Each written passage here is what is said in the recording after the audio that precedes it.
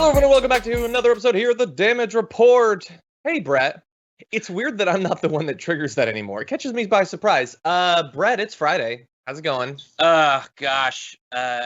Every day at this house, every Friday at this house, we break out some Rebecca Black on a day like this. And not to brag, but she did go to high school for a brief moment with Sophie Morrison, our producer.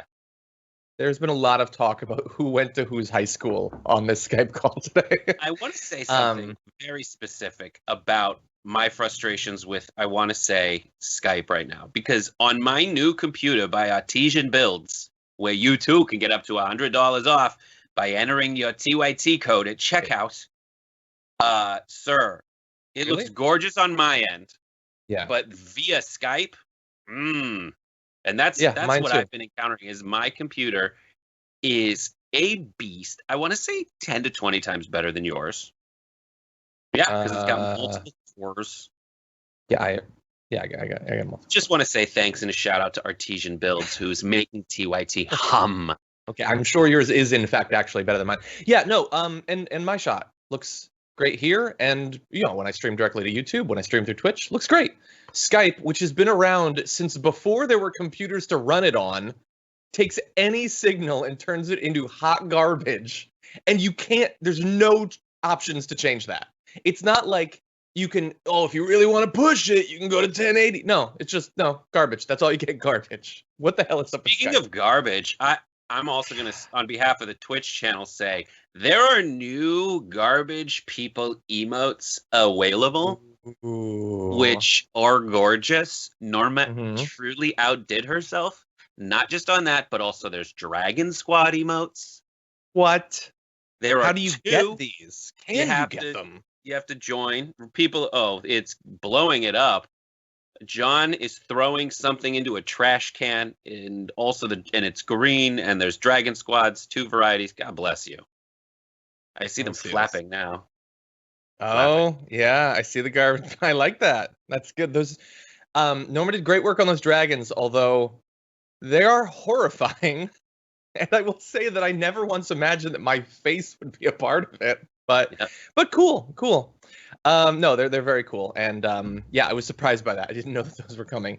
But anyway, glad to have you here. Obviously, we're going to be giving people an opportunity to use those garbage people emotes, because we're going to be saying who our garbage people are a little bit later on in the program. It's actually, for me, one of the big stories of the day. And we're going to be chatting along with you. You can send in tweets and super chats. We'll be reading those as we go. Please hit the like button if you haven't already. That would be very nice of you. We have finally found an excuse to talk about Fortnite on the show, a game I haven't played in like 2 months now, but finally the time has come.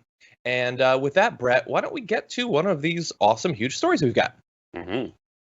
Okay, let's do it then. So for the past few weeks, we've been waiting to see what deal is the Senate going to come to provide much needed assistance on a number of different fronts that the American people had just been desperate for. They're facing this eviction crisis. They're worried about coronavirus. There's still tons of people who are unemployed. And so finally, we've got no, they left. There's no deal. Nope. The Senate has officially adjourned through Labor Day, despite not coming to an agreement on its next coronavirus stimulus package. Or that same sentence could be said a little bit more generalized for public consumption is the Senate officially decided they get weeks off despite not doing their job during an emergency. That's the way I would have put that. Despite the biggest domestic catastrophe of our lifetimes, the Senate came back briefly after a 3-day weekend, did nothing, provided no aid, and then decided they're going to leave for a week so that they can go raise money from donors and stuff. That's what they did. I have a slightly different take on this, John. In my opinion, the Senate did do its job.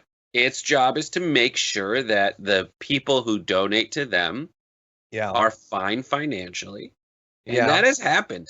That has happened, incredibly, despite all of this. And the reason for that is that not having aid gets rid of the competition and creates the certain folding of small business, which I think makes this country happen. But the people who come together and donate in large numbers reliably are the big businesses, are the big icebergs that are going to melt last. Yeah. And they're waiting for all the other icebergs to just kind of disappear. And so the stock market's doing fine. They have Trump, because of the Senate not doing anything, they hand Trump a quasi-perceived win that thankfully didn't resonate as huge as he thought it would.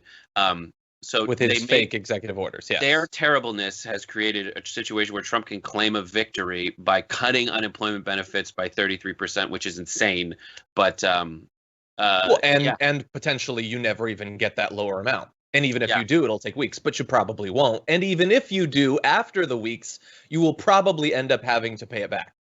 Yeah. And I'm assuming that by December we're all going to be rich, so paying it back won't be a problem. Yeah, exactly. And now all it costs for Mitch McConnell to do that, what you just laid out, is that people continue to wallow in unemployment and economic disaster while 1 to 1.5 thousand people die every day. That's all it costs. Yeah. Which isn't actually a cost for them because they're okay. They're making huge amounts of money. Billionaires are doing very well. And so here's the thing. We did have an update from Mitch McConnell, who said that if some kind of deal is reached while the Senate is on recess, members will return to Washington, D.C. for a vote. And I would have to say that if having them in rooms together with the nation's eye on them, battling it out for 2 weeks doesn't lead to a deal, obviously them all going to different parts of the country and not speaking to each other, that's how you finally get the deal. So I'm sure that's going to happen. And we're not going to suddenly reach September 7th for them to finally come back and start again talking about some possible stimulus. Taking August off should be a huge loss for the Senate because it's so French. It's the Frenchest thing you can do is take the entire month of August off, and they do it every day, every year, and they need to stop, and they need to suffer consequences of it. We need to talk about a relatively new show called the Republic, or UNFTR. As a Young Turks fan, you already know that the government, the media, and corporations are constantly peddling lies that serve the interests of the rich and powerful.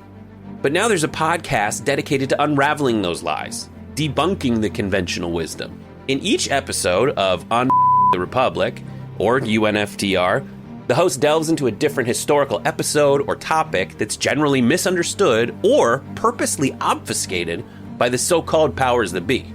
Featuring in-depth research, razor-sharp commentary, and just the right amount of vulgarity, the UNFTR podcast takes a sledgehammer to what you thought you knew about some of the nation's most sacred historical cows. But don't just take my word for it. The New York Times described UNFTR as consistently compelling and educational, aiming to challenge conventional wisdom and upend the historical narratives that were taught in school. For as the great philosopher Yoda once put it, "You must unlearn what you have learned." And that's true whether you're in Jedi training or you're uprooting and exposing all the propaganda and disinformation you've been fed over the course of your lifetime. So search for UNFTR in your podcast app today and get ready to get informed, angered, and entertained all at the same time.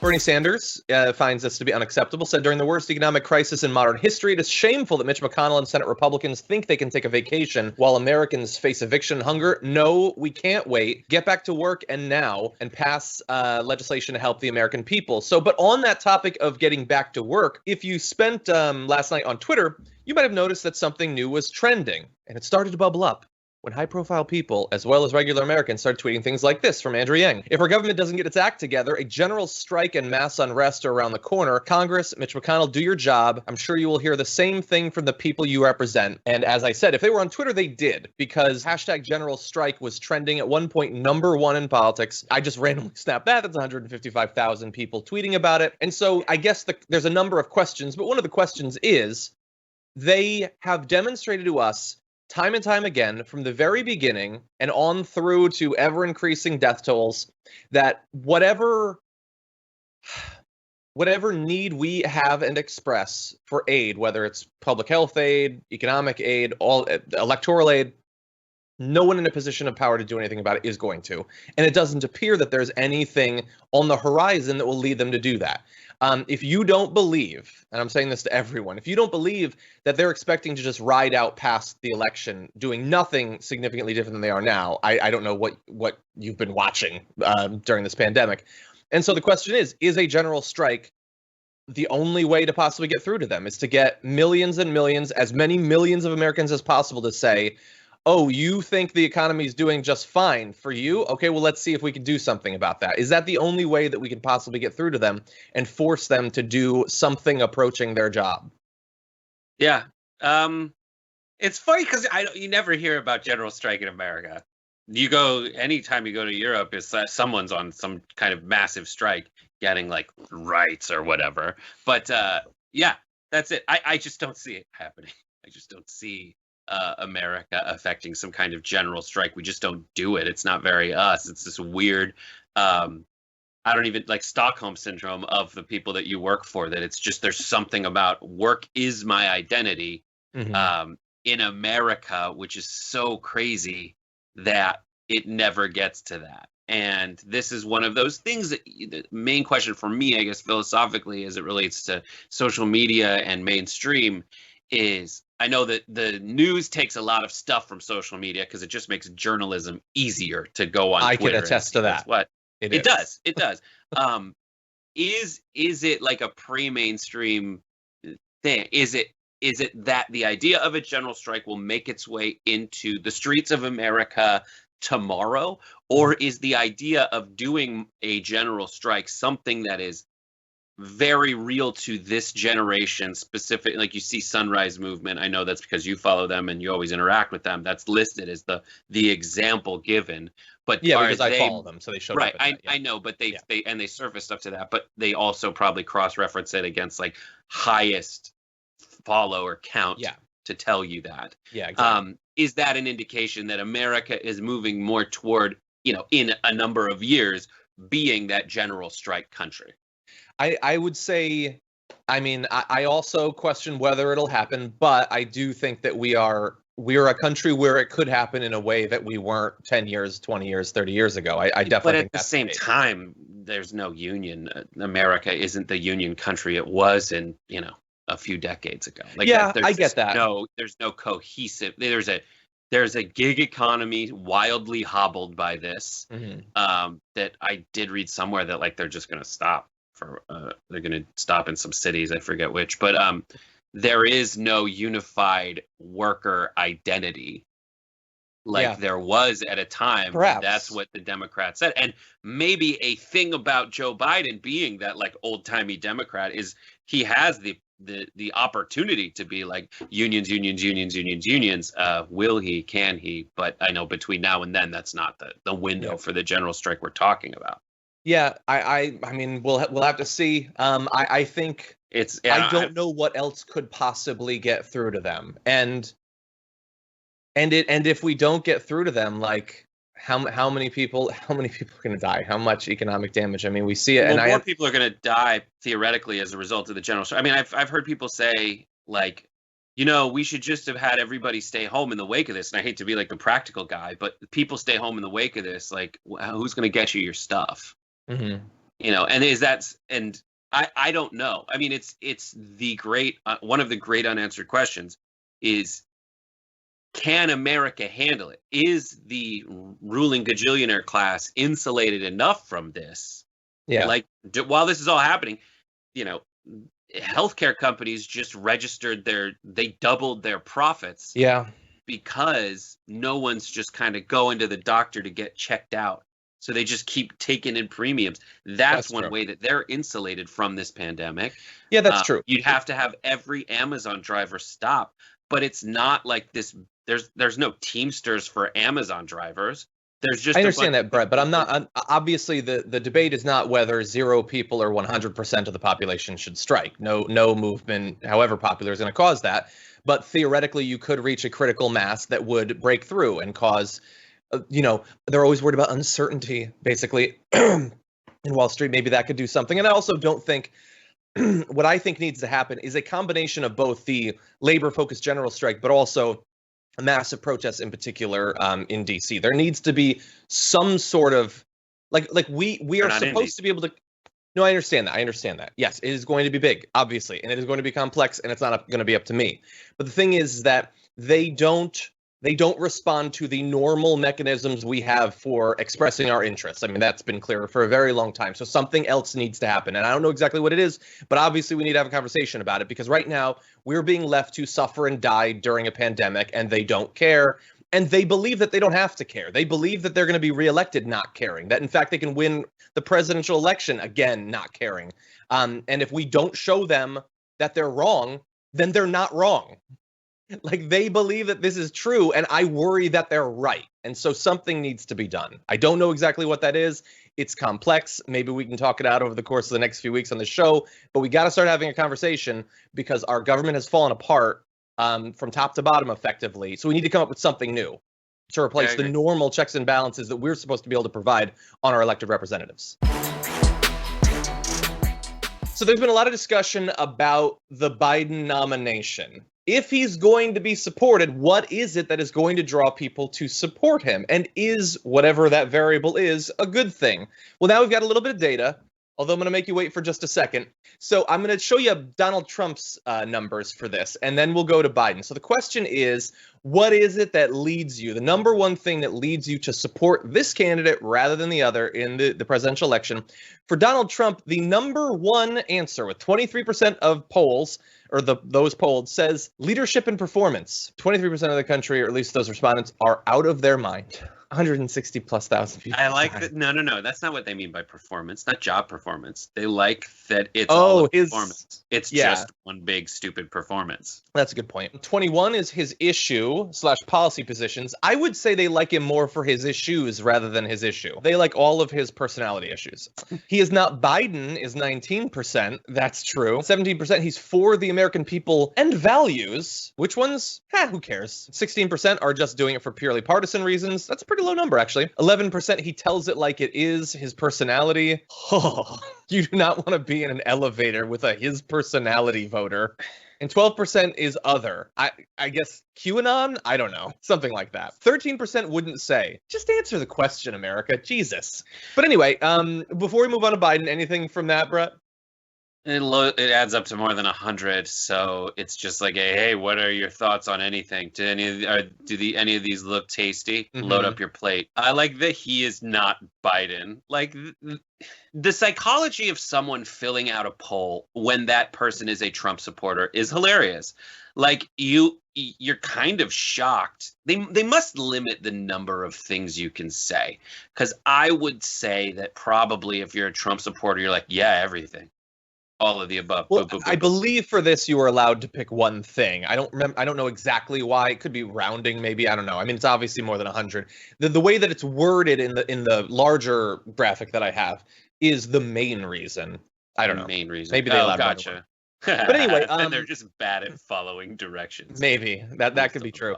Now here's the thing. So let's show them the Donald Trump again for just a second, so you can get a feel for the distribution of answers, where that he is not Biden is. And now let's move to the Biden one. Coming in at number one with 56% of the vote, he is not Trump, which is also Biden's favorite thing about Biden, oddly enough. But anyway, and then you have basically very similar numbers of what's left at similar distributions as Trump, once you account for the fact that the majority answer is he is not Trump. So this is, I think, what we've suspected. It could be that that's to some extent a self-fulfilling prophecy, but regardless, is that a bad thing? Well, what it tells me is there's something about Biden. It is that he's not Trump, but there's something about him. And with Donald Trump, there's really nothing about him. They're all kind of the same. You know, that's one way to look at this that I don't think other people are looking at it. Like, but the obvious thing to look at it as is most presidencies are a referendum on the incumbent in a real election. New. Period. Yeah. And frequently it comes down to what you like about the new option or what you don't like about the previous option. But like, this makes sense to me because of who Trump is and how he runs the country. There's so much about him that people just need to stop. They're just like, I can't anymore. This is ridiculous. Like, look around the nation. They're doing things right now to like seize ballot boxes because the new ballot box is not at your church. It's not at the local elementary school. The new ballot box is a mailbox, and they're just picking them up off the street. Like, this is psychotic. This should not happen in America, but it continues to happen in America. And I need it to stop. And in order for it to stop, I need someone who's not the current president.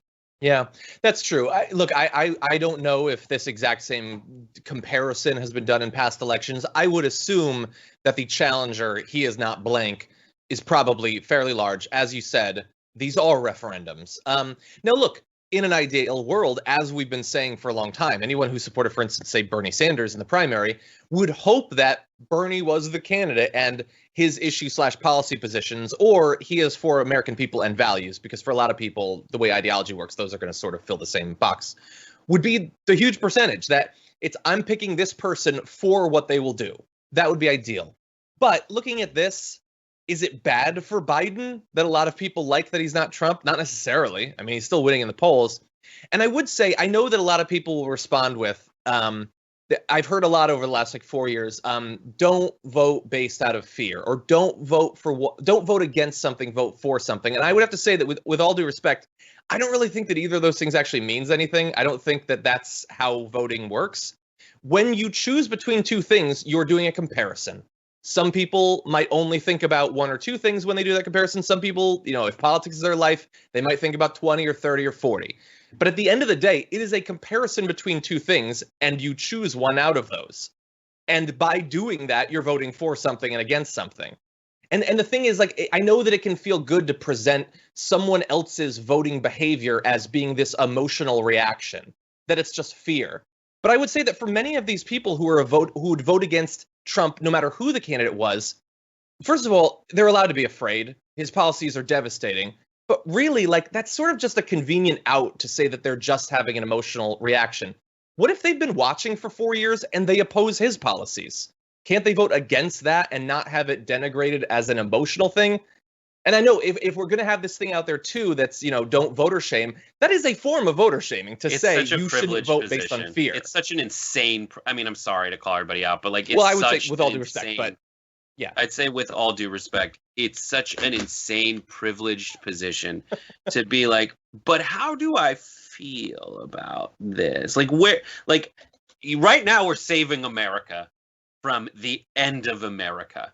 And that should be the priority. And that should be the unifier. And we've done that in the past. America has come together in the past to avert existential crises. It is such a privileged position to then do the postmodern meta, looking back on who I am when I cast my vote. How do I view myself? Cool feeling if you can swing it. If you're insulated enough from the very real consequences that are befalling America, cool for you, but get over it. And that's not a nice way to put it. And I'm being an analyst and not a cheerleader right now. It is an insane privileged position to be in, I think, in my opinion. Well, I'm very much, I always take positions like this and someone says one very real thing and I go, oh my God, I'm such a beehole, but I don't see it right now. Yeah. Look, people vote for a lot of different reasons, and I think that we can try to understand it, or we can just sort of pitch it as something that's less awesome and intellectual and pure than the way we think about things. People are responding to their lives. That's what they're doing. Yeah. And this is the nominee we have. Yeah. Joe Biden decided to go into the lion's den by airing a new ad on Fox and Friends so that Trump supporters could actually watch it. Now, we're going to show you this ad, and we're also going to show you the context that it was run on Fox and Friends. It's a very powerful, very sad ad. And then they immediately go back into the show, and I want you to stick around for the end of the video to see how the transition back to Fox and Friends was handled. I'm Joe Biden, and I approve this message. She was the most welcoming person you could ever imagine. Her home was the safe place. It was difficult to comprehend how quickly everything kind of spiraled downwards. We didn't even know that she had COVID till a week later in her passing. The president made a huge mistake in downplaying this virus. There was a lack of leadership, a lack of responsibility, and a lack of resources. I felt like our elderly have not been a priority for this administration, that they don't matter. And I feel like my grandmother didn't matter. The last time I saw my grandmother, we weren't going to be allowed in the hospital. We asked if we could video chat her, and everyone could say a little something. We gathered as a family, we prayed. But the fact that she was alone, it just breaks my heart.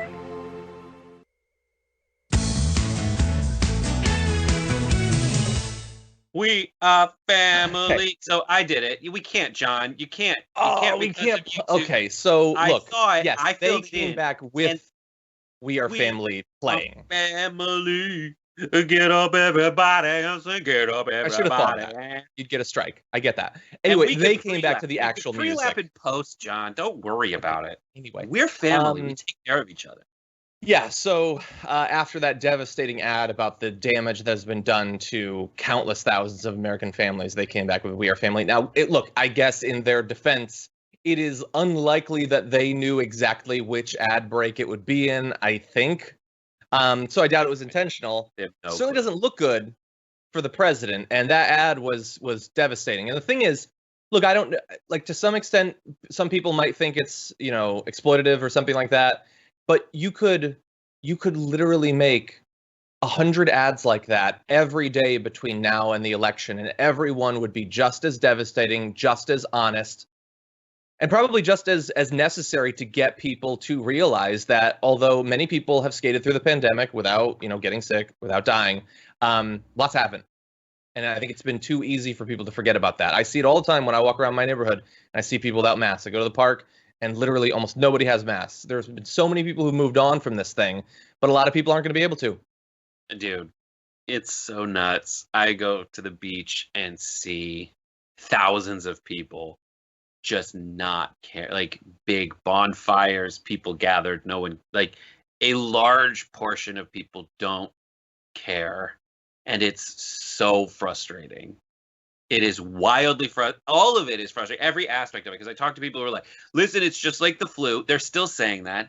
That is an insane statement, because an average flu year, like a middling flu year, is what, like 35,000 to 45,000 deaths. That's what they were saying in the beginning. Yeah. It's not the flu. The flu kills 35,000. And during the flu, like, yes, that happens. We have a flu shot. So we've done all we can, and this we don't, and we've shut everything down, and it's still at 170,000 deaths.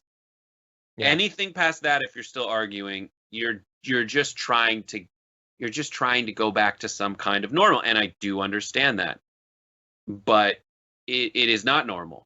This is a weird, crazy time. We have to make these decisions and be these. And then I have people that I follow on Instagram all over the world, and they're back to normal.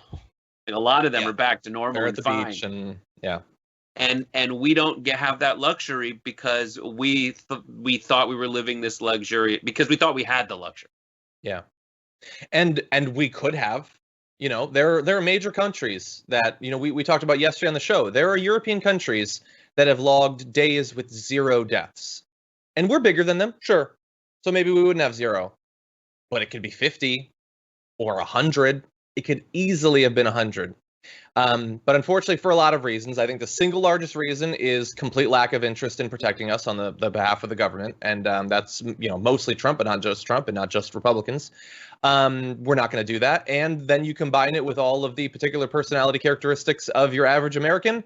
And I have come to the realization, and I'm sure many of you have as well, that we will not be safe from this until a rock-solid vaccine is made available. There is just not in America, not going to be safe, because we are not going to take it seriously. The government's not going to take it seriously. And if they're not going to, we're certainly not going to step in and do it for them.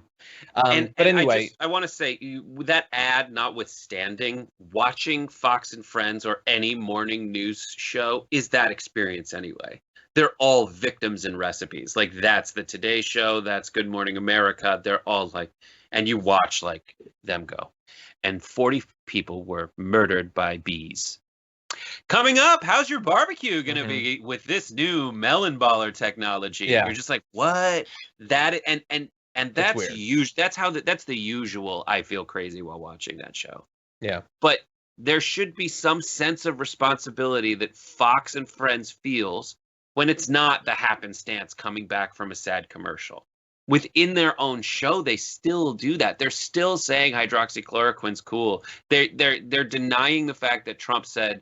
They're trying to move on and hide the fact that Trump said, when left his own devices, inject yourself with demon semen or whatever. Yeah. And that kids, like, shocked that kids can get it. Like last week, shocked that kids could get it. That might have been Monday this week, actually. Yeah, exactly. And the thing about the flu, too, I just want to mention, I try to remind people of this, as I did at the beginning when those comparisons were being made, when it was like, well, only 500 people have died from COVID. The flu killed 60,000. I want to remind people. We're in a COVID pandemic. The flu still happens. It's not like you trade it for COVID. It's still you can still slip off a ladder and die. All of the normal things that can kill you can still kill you. This is extra stuff. That's what makes it so bad. And also, as someone pointed out in the chat, generally, once you've survived the flu, you're not necessarily suffering lifelong lung damage, heart damage, other organ damage. It doesn't cause something similar to Kawasaki syndrome in kids. There are other issues, even if you survive this virus, that are not necessarily the case with the flu. It's just such a stupid comparison in literally every way that it could be.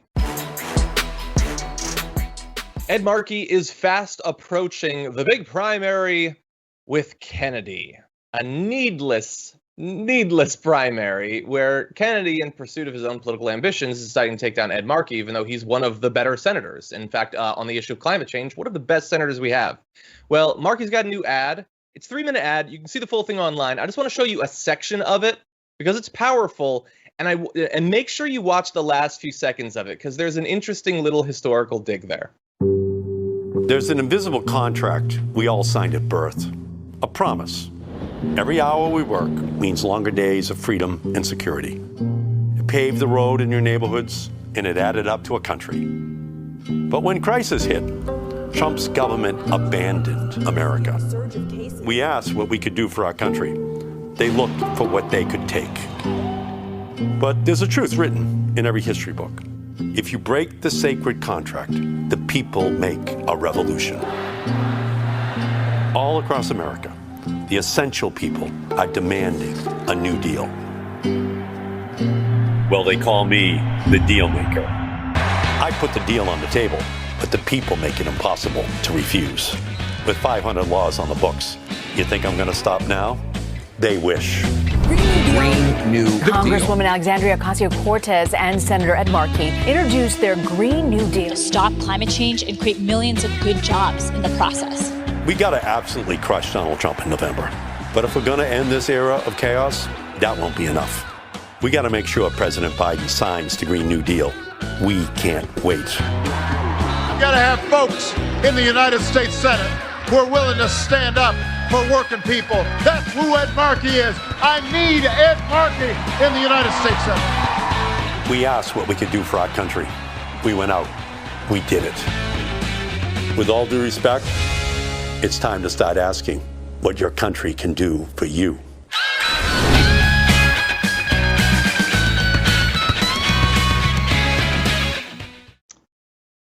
That's pretty good.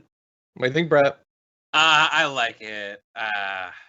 Battlestar Galactica references notwithstanding, right? Or is that all along the Watchtower? All along the Watchtower, yeah. Oh, yeah, that was it. Anyways, I love it. It was. Yeah, Old Town Road in a Markey ad. That just seems a little bit weird, but yeah, it was the early part. No, it was powerful, and the full ad is like twice as long. You should definitely watch it. We can't show you a 3-minute ad basically, but Yeah, no, it's got a good stuff about his record. It shows that he understands, what's happening in the country, where the country is going, what needs to happen. He put the need to pass the Green New Deal front and center. He said in his ad, while presenting himself as, this obvious alternative to Kennedy, he also says, I'm going to challenge Biden. It's not just I'm going to do whatever Biden wants. Our only problem is Trump. So I love that. And then at the end, the little dig at JFK is obviously, that's. Well, it's not a dig at JFK. It's not a dig, but it's a dig at JK3. Yeah. Because he's running against Joe's grandson. I don't know. Yeah. It's not a dig, but I like it as a little moment. It's absolutely, John. That is absolutely an attack on JK3. That is what it is. It is 100%. Listen, what we have here is a legacy Kennedy, by all accounts, D-bag, who's running for this seat. Why? Because he thinks he was born to be in that seat. Why? Because of Camelot. Camelot is a British royal trope that we need to get away from.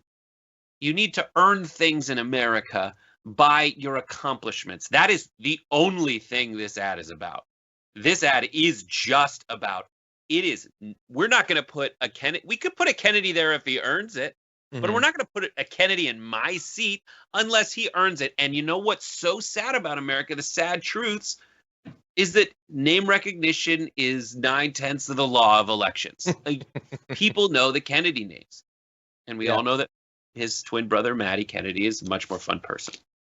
Yeah, it's possessing that name is 9/10 of winning the election, I guess. Now the issue is that,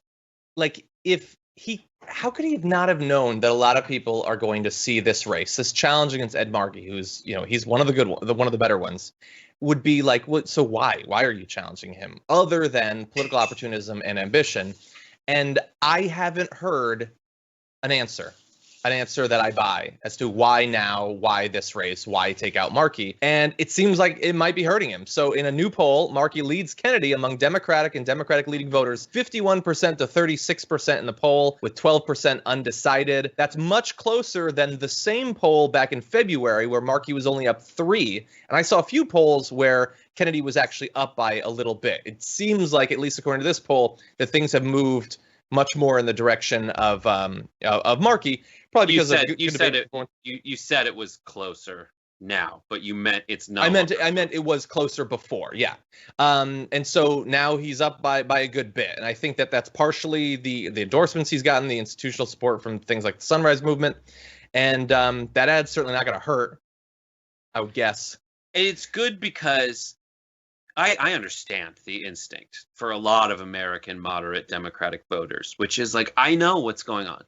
And of course, what's going on. You've lived in America. You've made it. You've gotten by, and you know stuff about. You've paid attention to politics.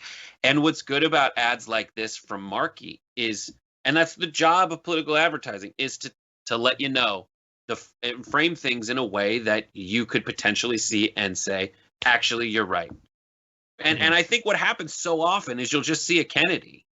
And you'll say, I guess I got to do this. We had Teddy, and now we got, his grandnephew coming up. Why not? And I think Markey has done a good job of fending off the challenger. And I mean, I've met Joe, and I was in a frat with his brother, but I much prefer Markey in these situations. You met Joe? Interesting. I didn't know that. JK, this Joe, yeah. He was in SAE, much frattier than ours. Matty was fun, man. Matty Kennedy's, he's a Kennedy. They kept coming back from ski trips with broken legs and stuff, and you're like, you got to stop it. You got to stop skiing. Yeah, but you're going to kill yourself. Fun, crazy guy. God, the frat talk. One more video I want to show you. This is from the most recent debate between Markey and Kennedy, where they had a little interaction over basically super PAC support for negative ads against Markey. And it's just fun. Let's take a look. This ad's coming in. He says, I have no idea if my father, he's saying, I have no idea if my father is providing the funding for all of these negative ads that are being run, because they should be positive. Any super PAC for me should be positive. Any super PAC for him. So here's what I would say to the congressman. I'm sure your father's watching right now. Tell your father right now that you don't want money to go into a super PAC that runs negative ads. And just tell your twin brother and tell your father you don't want any money to be spent on negative ads in Massachusetts in 2020 in the era of Donald Trump. Senator, I've said that multiple times. Have you told your father that? I've said that publicly multiple times. Have you said it to your father? Publicly. Have you said it to your father? Publicly, Senator. Tell your father you don't want the money to be spent on negative ads. Tell your father.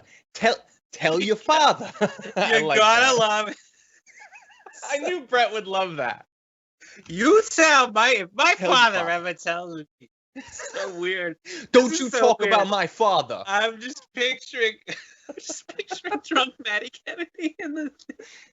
I can't. I'm too close to this one, John. I can't. I thought this would be like the opportunity of a lifetime for you. You get to do the accents if you want. I know. I just really like Maddie Kennedy. He's so fun. Yeah, I don't know the what Kennedys to say. were okay. I love it. I like. It's just God. It's a little out of body right now. But looking at that interaction, Markey. I mean, if I'm just analyzing the performance in the debate, that is a perfect performance from Markey. Just looking and saying, bringing up all these things that you know about Kennedys, the things that I said earlier. You just assume if you're just a generic voter, you're like, all right, the Kennedys, they took care of us for a long time. I'm gonna take care of them back. But then to say, oh my God, his dad, and there's another one. Let me tell you about his father. Let me tell you back when we went to Hyannisport. So hold on, there was a comment I want to read. It was, where is it? Kenny from Philly's like, OMG, Goodwill Hunting goes to Washington. It's not your fault. It's not your fault, Joe. It's not your fault.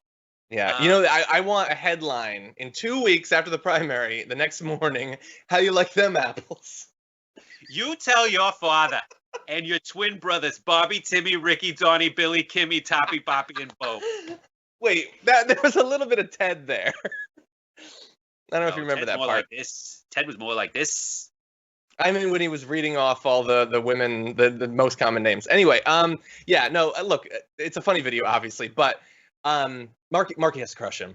Like, again, we're not against primary challenges. You get to challenge someone. You have to make the case for why you're challenging them, though. It's not just like, I live here and you're in my way. And by the way, I never need to prove myself. I don't have to actually do anything because of the name that I was born into. No, you have to actually make the case. If you're going to be better on these issues, and he's trying to present himself as a progressive, by the way, if you're better than Markey, then show us why. Because I got news for you. The Sunrise Movement, yeah, they like Markey. Markey was involved in initially sponsoring the Green New Deal. But if he was better than Markey on that, you might have a chance of swaying the Sunrise Movement and other activists to your cause. He hasn't been able to do that, and I would argue he's barely tried. He really does think, I'm going to flood this thing with money, and I'm going to use my name, and that's all it takes. But Markey, he's a much bigger name than he was a few years ago, again, for the best possible reason, because he gets the challenges we're facing, and he's putting forward actual solutions to them. Well, I would just say better is your definition, and just to take you inside the mind of a political operative who is trying to message for their candidate going into an election where they have elected Republicans in Massachusetts, they get really frustrated with primary voters. And a lot of them are like, I don't care about the Sunrise Movement. And some of them can get away with not caring about the Sunrise Movement. But key to that is to avoid, if you're JK3's, advisor, is to help him avoid moments like that, where they remind folks that, Markey's been doing a good job of reminding people that, like, I am looking out to make jobs for people in ways that help America and the planet. And also, I did it myself, and I didn't need my dad to run negative ads. Yeah. Yeah, needing help from your dad to win an election. Like, if it wasn't already clear that this is like, I'm just going to be given something, the fact that like your father is helping to give it to you, I don't know. Like, and after all the experience of Donald Trump, I think we want that even less than usual.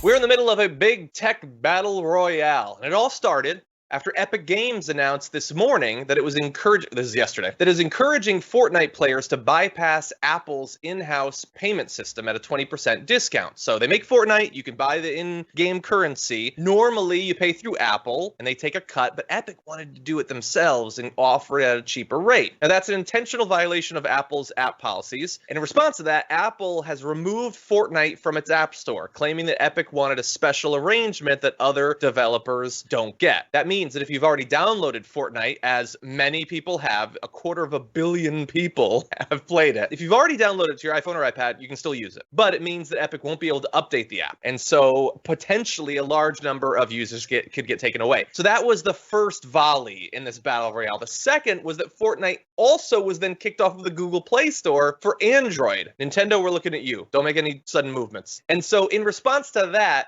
Fortnite has put out an awesome ad. If you've played Fortnite, you know that they've got some good people with the animations and stuff. So take a look at this ad, see if it reminds you of anything where they break down the situation. Today, we celebrate the anniversary of the Platform Unification Directives. For years, they have given us their songs, their labor, their dreams. In exchange, we have taken our tribute, our profits, our control. This power is ours and ours alone. We shall prevail.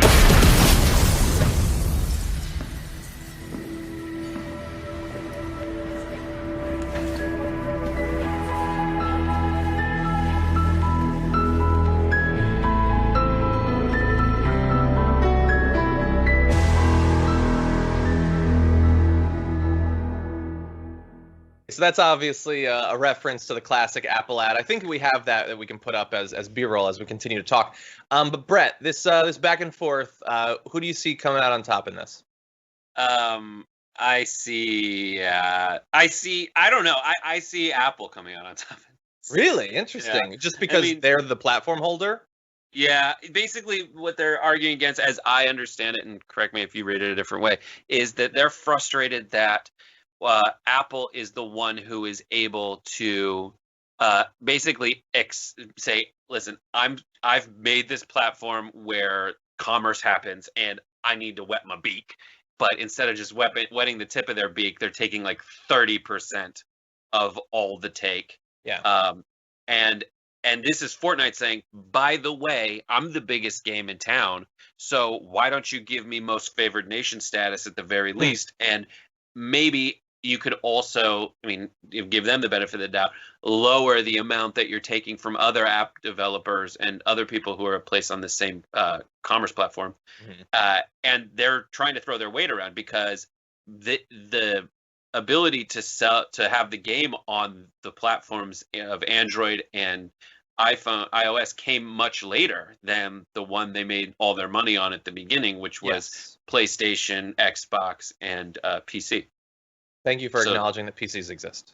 Because I think that's what I'm on one anyway. From our team. Yeah, you are. So look, some people are saying they agree to the terms. Yeah, and I get that, but they had to. I think they can challenge it at some point. And look, the reason I pitched this initially as a big tech battle royale is because, look, if you're not interested in Fortnite, as the vast majority of you probably are not, this is still about the ability of companies like Google and Apple to determine the playing field, what they're going to be paid. And if you don't pay that, then what are you putting your game on the Windows phone? Like, yeah, you kind of have to. It's like Amazon. They become so big that at some point you kind of have to go along with it. The question, and again, Epic is not some small little poor indie developer. They've pulled in billions and billions and billions of dollars. That's what's at stake. The question is, does Apple, by having the platform and allowing Epic to host the game there and update the game there, do they deserve hundreds of millions of dollars for that? I guess that's the question. At what point, I understand you're going to take a percentage because you can't charge some indie new developer $100 million, but shouldn't there be some sort of cap? Like, you didn't make the game. You're not updating the game. You have a platform. And so these are questions that are going to have to eventually be worked out in court, because Epic, in response to Apple's response, says it's filing an antitrust lawsuit against Apple in U.S. District Court. It's also telling its Apple users they won't be able to play future versions of its game, quote, because Apple has blocked your ability to update. When Fortnite Chapter 2 Season 4 releases, you will not be able to play the new season on iOS. And they're hoping, and it's very clear in that ad, that if one platform doesn't have Fortnite, that could influence consumer behavior. Not necessarily immediately, but in the future, it potentially could. It wouldn't affect me because I think playing on mobile is a terrible experience. I don't see why anyone would do that. But I get that some people will. It's all bots. It's all bots. And you can't really control it. The issue for that strategy, though, is that now Google has also thrown them off the Play Store for Android. Google theoretically could have provided sort of a competitive advantage to themselves by being the platform that still has Fortnite. But the thing is, they also want control over the percentage of the in-app purchases they're getting. So it's just fire going in all directions here. Yeah, this is when you look around, and it's great. Just kick the tires, see what's happening. Mm-hmm. Or you know what it's like? It's like when I guess Indiana Jones like puts in Raiders, he like puts his torch stick into the light beam and it immediately gets hit with a dart.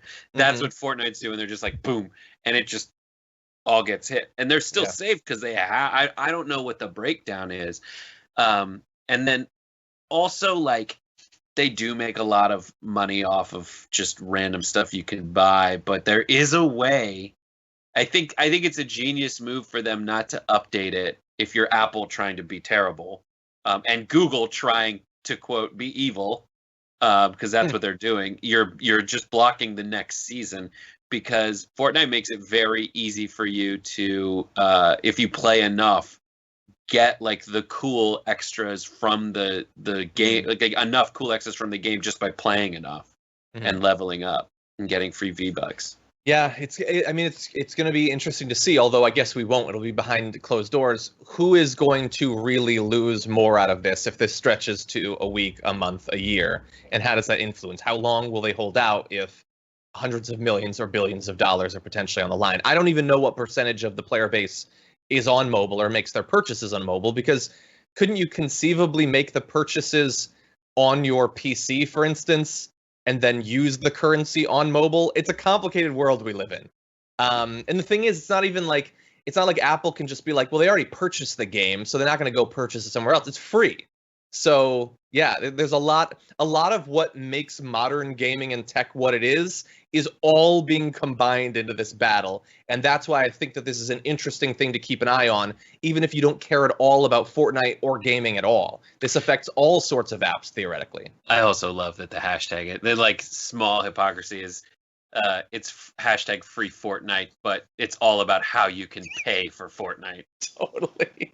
And how they'll make more money when they are making all the money. Yeah. There's no total good guy here. Yeah. Although Fortnite makes the ads that will probably be best in this back and forth. We'll see if Apple comes out with one. I mean, it's insane for you to say that Apple doesn't make iconic ads when the ad that Fortnite made is based on an iconic Apple ad. Yeah, true. And that ad came out like 7 years before I was born. I'm just putting that out there to confuse people. That's insane, John. But anyway, yes, it was an iconic ad, but what have you done for me lately? They had some good ads like 15 years ago, too. What's been going on lately? I don't know. I don't have TV. I don't watch commercials, so I don't know. It's the end of the week, and so it's time to take out the trash.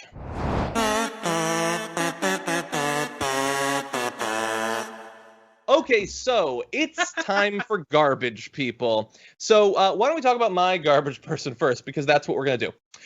Okay, so my garbage person of the week is someone who isn't generally my garbage person, but I think that they deserve it this time. It is one president of these United States, Donald J.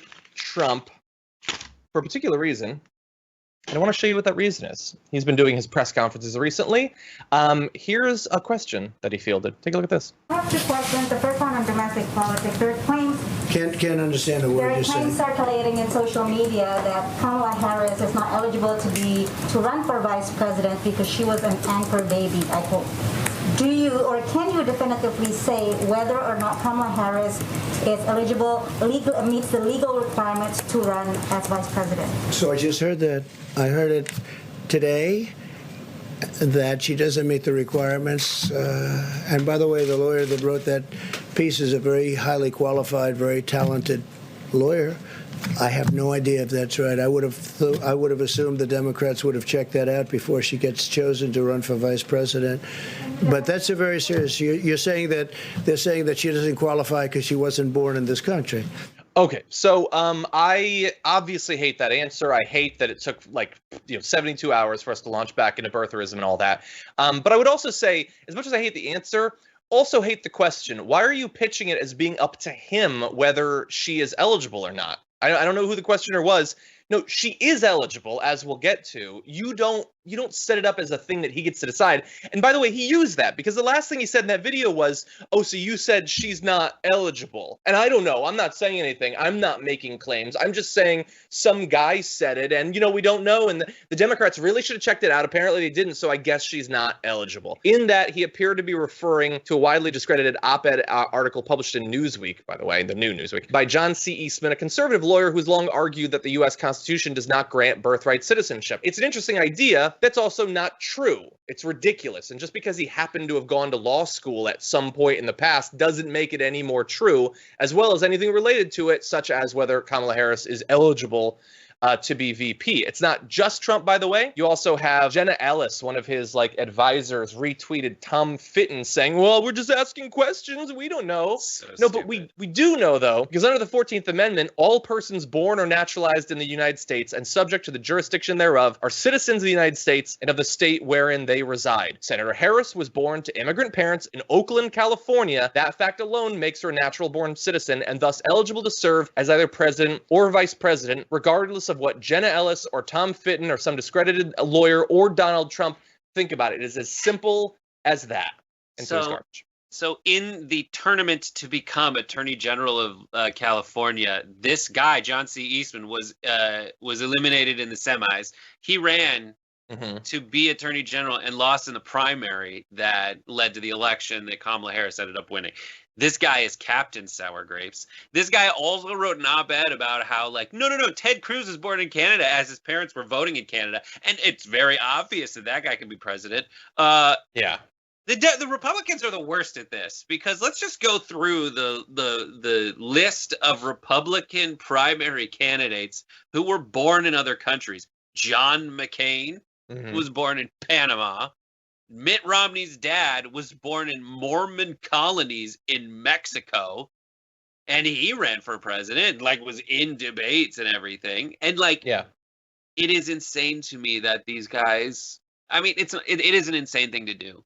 It is not based in reality. It is exactly the 1,000-hand slap of Donald Trump, where it's just I'm going to say anything, and I'm going to say 1,000 dumb ideas that will just muddy the waters, and you will not be able to focus on any one.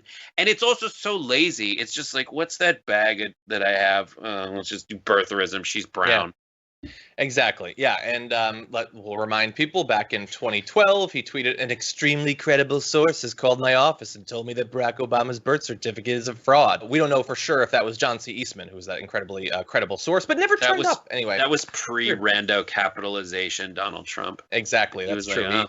He got that at some point. And so he abandoned he abandoned the shift key altogether because his apostrophe. He uses apostrophes. Exactly. AutoCAD and apostrophes. What a turd. And so someone in the chat was like, Trump is forcing John to defend Kamala. But see, that's the thing. You defend or don't defend based on the substance. She gets to be VP. I don't necessarily prefer her over other people, but that's for other reasons that have nothing to do with birtherism. That's all policy. She gets to be. I like the choice of Kamala for this reason. Isn't my favorite choice. I'm the same as you, but I like the thing because Trump is so triggered by Kamala Harris as the nominee because she's good TV. He's doubtless she's a hottie, and also she keeps it together in a very specific television way. She's not the Law and Order candidate. She's not just the Law and Order candidate. She's the Law and Order, the TV show candidate. She's Law and Order DC. She's going to cross-examine the guy and just sit there and do it in a way that people at home watching appreciate the performance of on a subconscious level, as they did during the Kavanaugh hearings and as they did when she went after Biden during the debates. Yeah, exactly. And I just want to sort of quickly sum up the week, because the thing is, you know what the Democrats do? The Democrats always just label people racist when they're not, and they just do it to disqualify them. They just do it no matter what. Why are they freaking out? I mean, they only spent the first 3 days of Kamala Harris as the VP pick, I should say the right did, saying that she was mean and angry, and now also not qualified, as every person who is one shade darker than eggshell white will be smeared for the rest of their lives. It doesn't matter. And the thing is, you brought up the Mitt Romney's dad and the John McCain thing. And yes, to some extent, controversy was raised about that. And it's ridiculous because they're allowed to run if they want to run. But the thing is that John McCain faced what percentage what Obama did? A tiny little bit. I saw one or two people talking about Ted Cruz even back during that. But it's a tiny little bit. This is opportunistic racism because they know what their base wants. Their base wants to believe that it is constitutionally impossible for any non-white person to become president, and this is a convenient way to believe that. There will always be some theory about where they were really born or where their parents are really born or who is an immigrant or whether it counts or anything like that. She is because she happens to be black, she's going to be a mean, angry person who's not allowed to be in the position she's going for. That's all it is. And that's what the election is going to be. There's plenty of things they could criticize her on in policy. They're not going to do that. They're just going to use misogyny and racism, and we get to call it out because that's what it is. My favorite tweet about calling Kamala Harris angry, which she's not. She is just like every other politician in that she's ambitious and she does whatever it takes to get to the next level. They all do. But when they said man or woman, they all do. Man or woman. Definitely, like, are you kidding me? Look at every Republican senator right now doing anything they can to keep their seat. Well, and look at Joe Kennedy, our criticism of him earlier. Yeah. It's the same criticism. I am saying that she is a politician. Okay. She is that politician. She doesn't make rich people angry. She knows how to isolate her donors from criticism or insulate her donors from criticism, all of that. But the idea that you're going to call her angry, my favorite tweet about it, there were two. There was one about the Kavanaugh hearing, and they said, here's how I remember that. And it was a photo of Kamala like this, very calm, and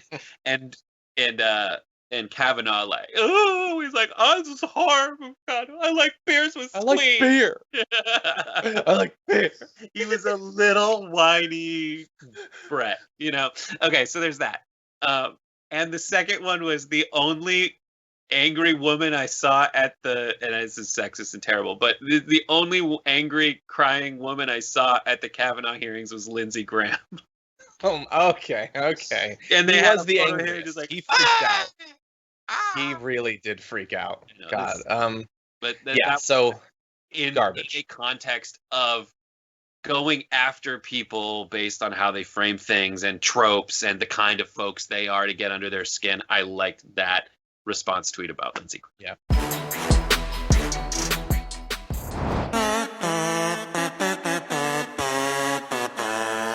So, what about you, Brett? Mine is an oldie but a goodie, and I know we're not going to cover it on main show, so I wanted to get it in here. Alex P. Jones, I don't know what his middle one is, but Alex Jones, pretend there's a photo on my phone, I didn't prepare, is a garbage person. I was wondering where he was because I thought something about being found guilty of doxing victims of child shootings. But no, he went to John's old stomping grounds in Austin, Texas, to try to get into the Barton Creek Greenbelt. And his wife did, and she was turned back because she didn't have a reservation. Do not cross. Do not cross Alex Jones. Here he is. Well, the past, I've been coming here since I was in high school and college. And now you guys use your COVID hoax to, like, set a checkpoint up so you can take over the parks and start charging. It's unconstitutional. This is not even a city ordinance. This is a illegal power grab of the people's greenbelt, and it's time to free Austin. So are you guys volunteers for City of Austin? Who are you, masked man? I'm a lifeguard for Barton Springs. You're a lifeguard for Barton Springs, now part of the criminal power grab. I'm a lifeguard? I'm a lifeguard. No Who are running? you, Jude? No, my job is to say no running. So, and I love that. My job is to say no running. Like, I love it. Alex Jones is like, when I like picture his day. He's like, nobody listen to me. I keep getting in trouble because I keep telling people where families of child shootings live, and it's not easy. And his wife is like, oh God, I tried to get out of the house to dodge time with you for a while. He's like, why are you back so early? And she says, I couldn't go to, don't worry, it's just the creek. And he's like, oh, a thing to do? Where's my comically tiny megaphone? And then it is comically tiny. He continues with his comically tiny megaphone. Watch. This is outrageous criminal activity. This is the seizure of the infrastructure of Austin. It is all color of law garbage. My wife came here this morning when you cult member Kooks showed up here, and you asked her, where's her reservation? Her reservation is that we live in a free country. We live in America. I call for everybody out there watching. The time for civil disobedience is here. I want this removed tonight. COVID-19 is a power grab hoax. At that point, like a guy walks in front and flips off the camera. Yeah. By the way, Barton Springs is awesome. It's one of the things I miss most about Austin. It is critical infrastructure, though, so how dare they seize it? So the bad, serious thing is that he is hoping that his crazed followers will go there, and then God knows what happens. And so I'm worried for the lifeguards there that he's now making it a target. But also, let's bear in mind, maybe he doesn't have as much influence as he used to, because he's just like talking to people who don't even care that he's talking to them. Like, how diminished is Alex Jones? They're not interested. But then really fast, so you mentioned that the fact that his megaphone is comically small. A few other things I noticed about his megaphone. One, that he's using a megaphone. Everyone's right near you, dude. Just talk. And then two, when he uses the megaphone, somehow his voice doesn't get any louder. It's like he already is a megaphone. It isn't amplified through the technology. It's all it is distorted. Like It's everything distorted. else coming out of his mouth. And he said it's a hoax, by the way. I love that Still haircut. a hoax. Yeah, no, there's so much great happening with Alex Jones. Like his attempt to be like, there's a jawline. My head is not just a beach ball with a face painted on it. God, what he is like. The worst thing about Austin is that the highways are too small. The second worst thing about Austin is Alex Jones. It really so stinks. Just about the facts, he's like, you can't tell people to come here by a reservation. Yes, you can. Essentially Amanda Ross, Natural Resources Division Manager at Austin Park, said a city ordinance gives the department the authority to manage public lands with a reservation system or limit access. So that is a city ordinance. It is real. And I love the guy who's like, I'm a lifeguard. I sadly know who you are. And I'm not mad at it. I'm just like, now there's something to do here besides say, do you have a reservation? Exactly. So good.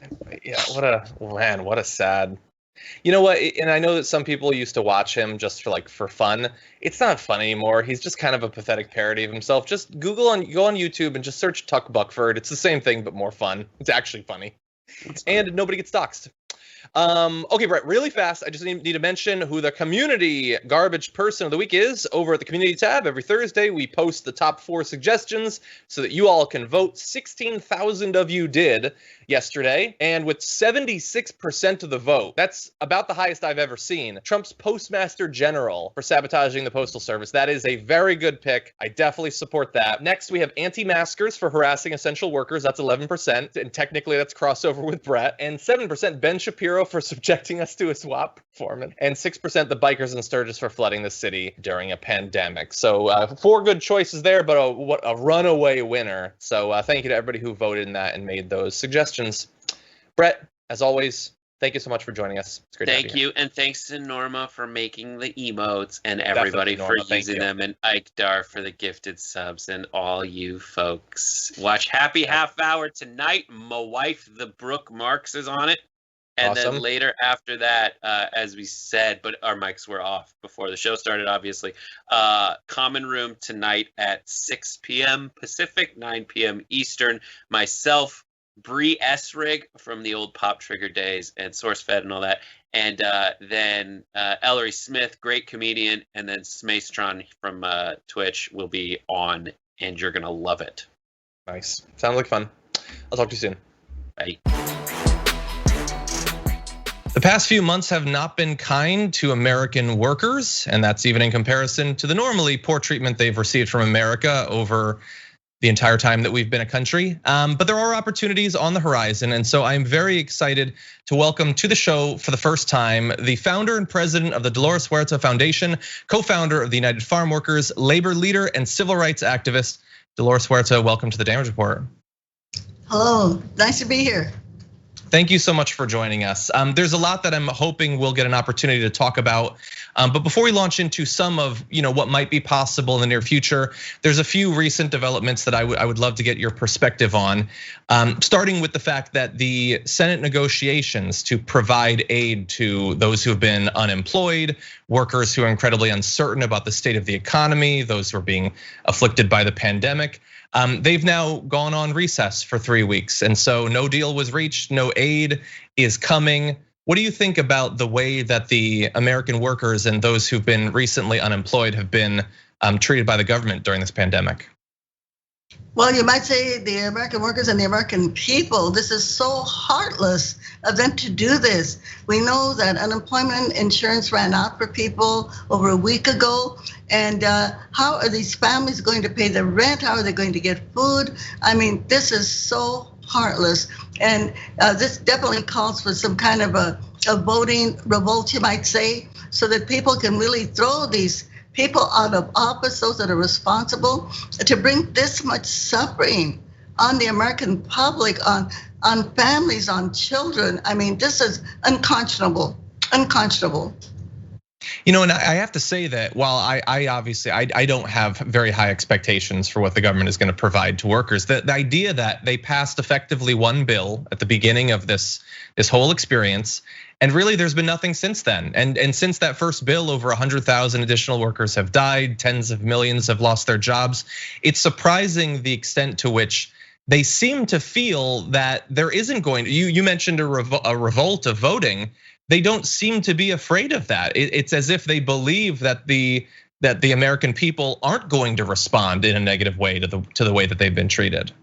Yeah, and I think when you use the word government, you've got to be more specific, because we do know that the House of Representatives, under the leadership of Nancy Pelosi, passed a $3 trillion bill called the HEROES Act.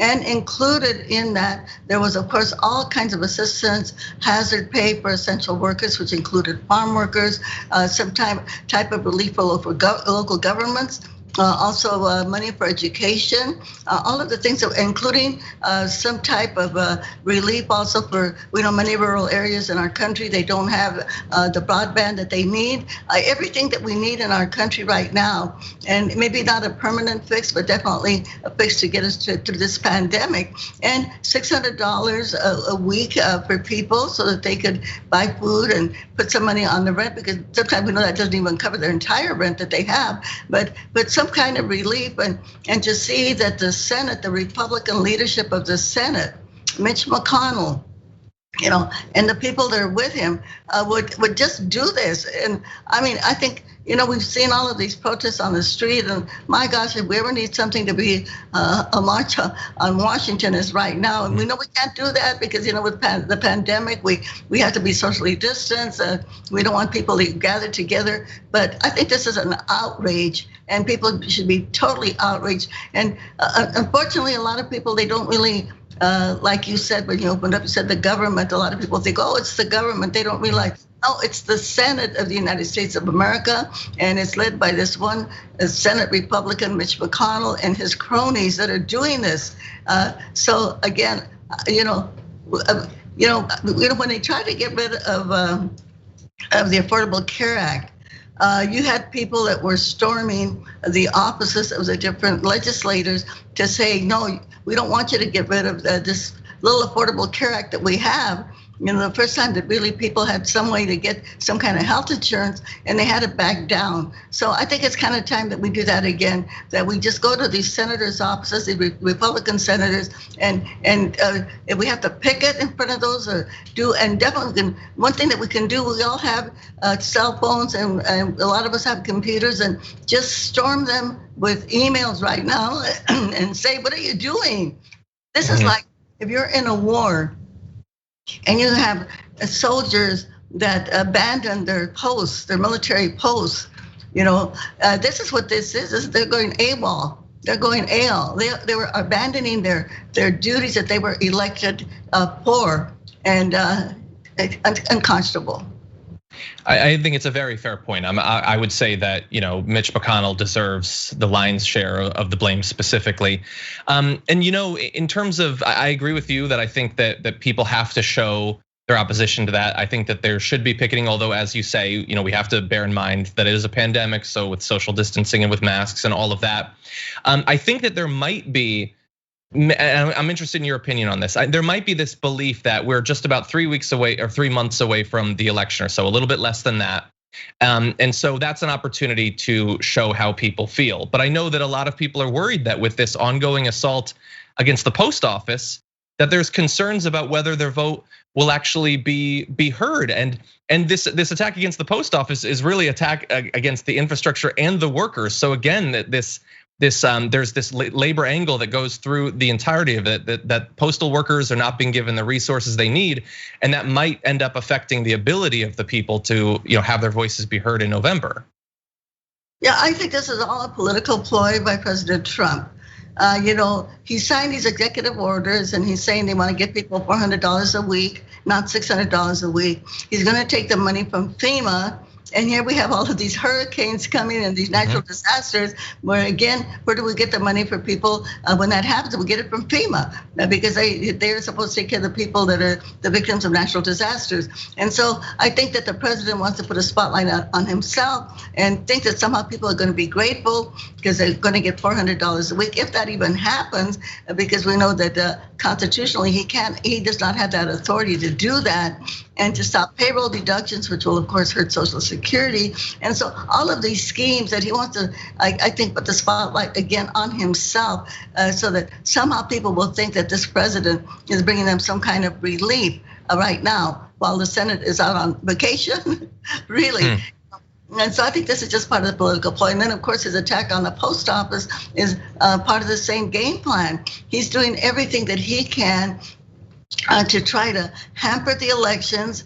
I've heard this story by one of the postal masters in her office, and I can't remember which state it was, but they have actually removed equipment.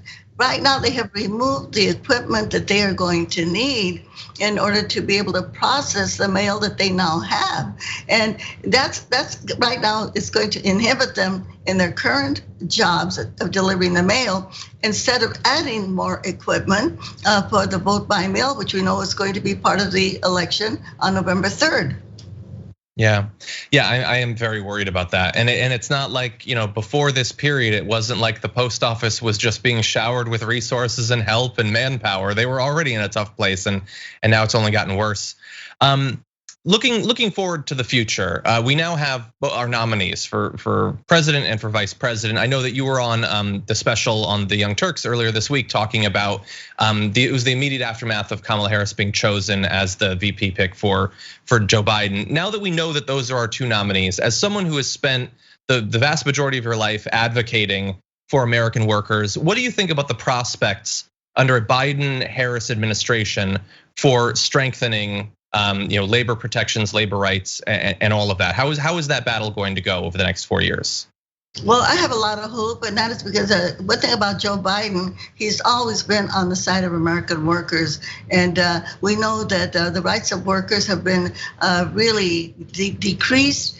They've been made weaker. Workers, one good example of this is that workers at the state level and the national level have been asking for a long time for recognition, so that when workers are trying to get recognition at the workplace, that they can do this by simply signing a card to say, I want to be represented by X union.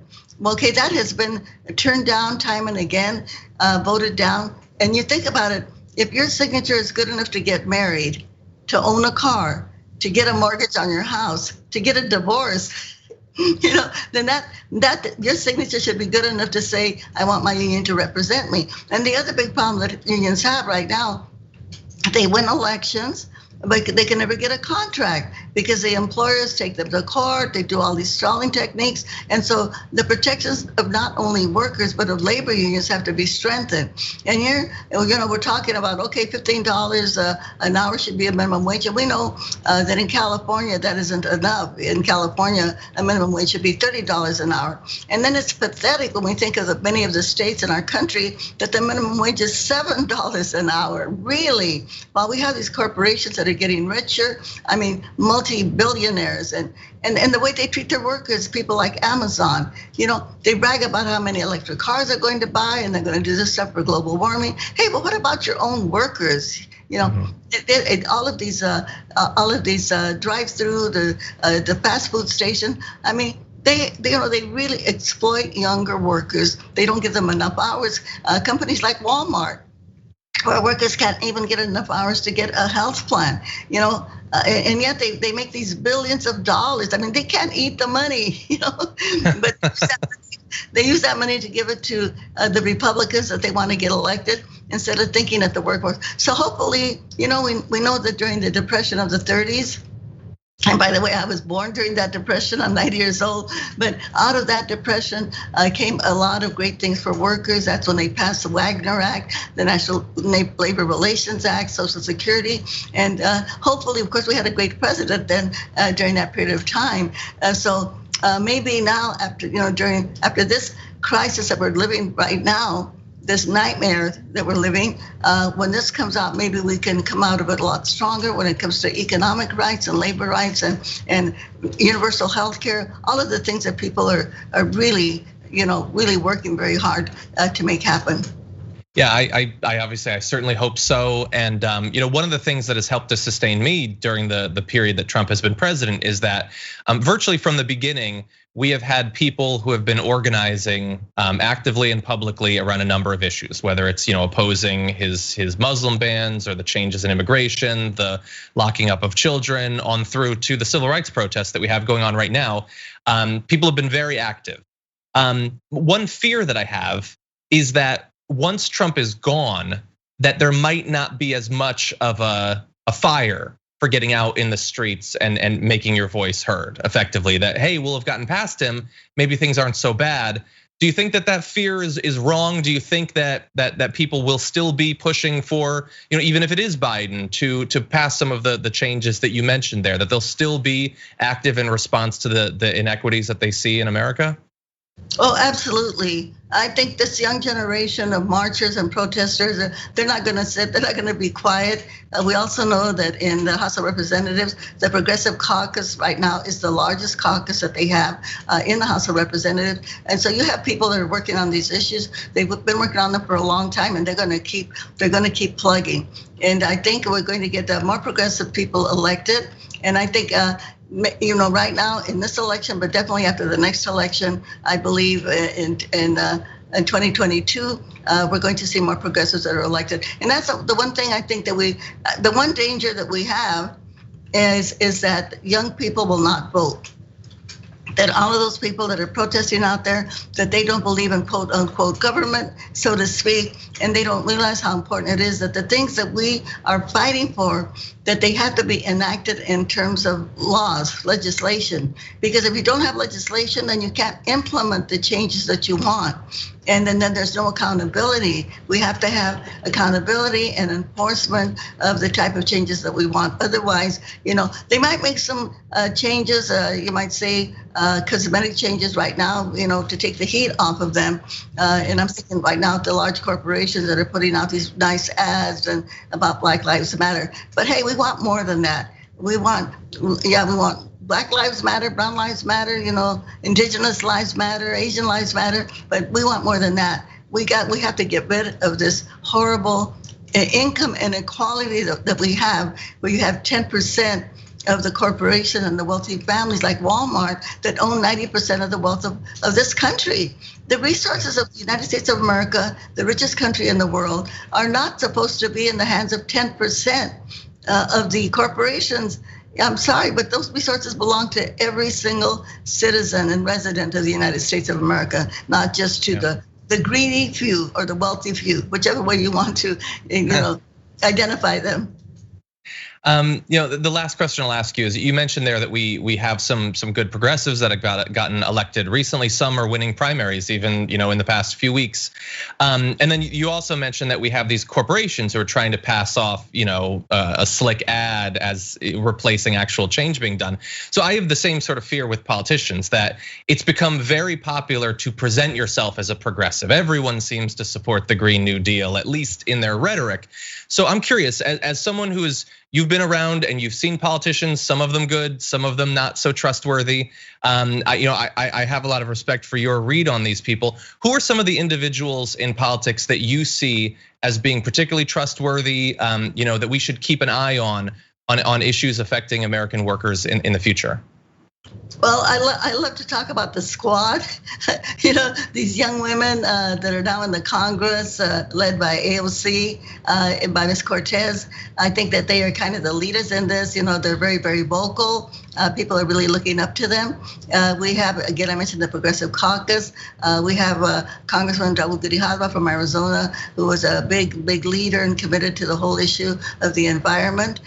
And I do believe that the president will listen to them. I know it's always hard for them because they get pressure from both sides. They get pressure from the big corporations. But the other thing too, and this isn't talked about a lot, but I want to mention it because I think it's something that we have to put at the top of the agenda. And I'm talking about public campaign reforms. Because as long as all the politicians have to sit there and they have to make those calls to get money, which takes up like probably half of the time that they're in office, which they should be really committing that time to legislating. We have the fundamental weakness in government, in electing people to government, because if the person that gets elected is the one that can raise the most money.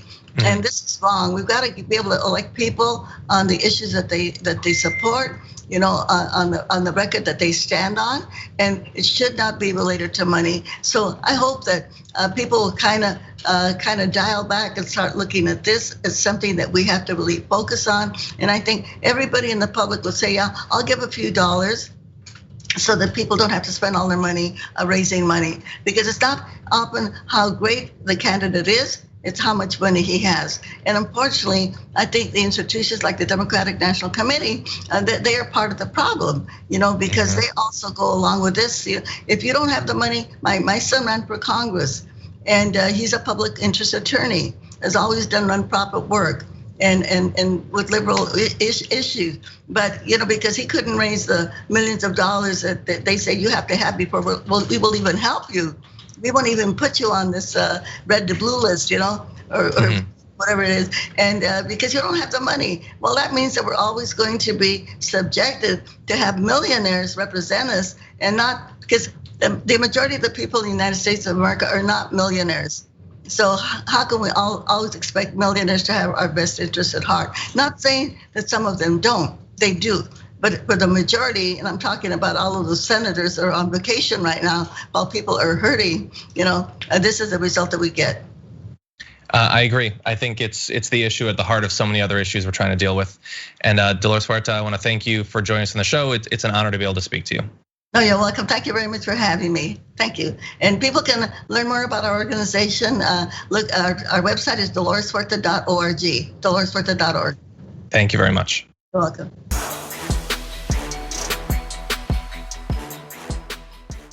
Thanks for listening to the full episode of The Damage Report. Support our work, listen ad-free, access members-only bonus content, and more by subscribing to Apple Podcasts at apple.co/TYT. I'm your host, John Adarola. I'll see you soon.